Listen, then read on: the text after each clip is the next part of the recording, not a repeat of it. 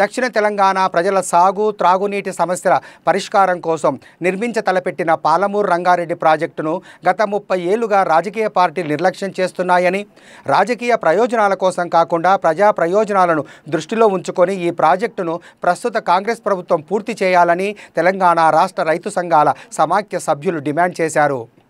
Somajiguda press క్లబ్లో సమాఖ్య సభ్యులు మాట్లాడుతూ పాలమూరు ప్రాజెక్టును పూర్తి చేయకపోతే మరో ఉద్యమం తప్పదని హెచ్చరించారు. బొంబాయి పోయి పని చేసుకునేది, ఇప్పుడు బొంబాయి పోయినా పని లేదు, ఢిల్లీ పోయినా పని లేదు, ఎక్కడోడు అక్కడ దోసుకతినుడే ఎక్కువ అవుతున్నది.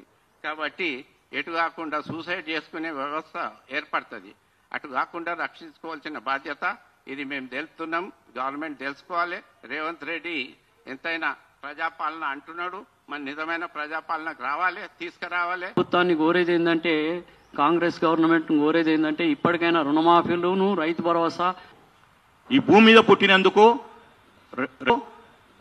2 కోట్ల మంది ఏదైతే కృష్ణా మూసి రివర్ పరివార్లో గత ప్రభుత్వాలు, అప్పుడు ఉమ్మడి రాష్ట్రమైనా బీఆర్ఎస్ ప్రభుత్వమైనా ఇప్పుడున్న 11 సంవత్సరాలు ఎన్డీఏ ప్రభుత్వమైనా వీళ్ళు కనీసము ఒక మనుషులుగా గుర్తించలేరు.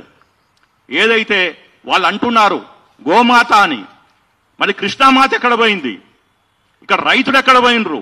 యువకుల వాళ్ళ హక్కులు ఎక్కడ పోయినాయి అని ప్రశ్నిస్తున్నాను.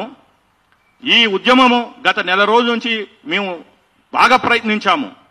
ఎందుకంటే దీనికి మొదలు ఎవరు మనల్ని ఒక నెరేటివ్గా ఏదైతే ఒక గ్లోబల్ ఒక రకమైన రూమర్స్ క్రియేట్ చేసింది ఎవడు అంటే, దీనికి first father of this rumours is Harish Rao.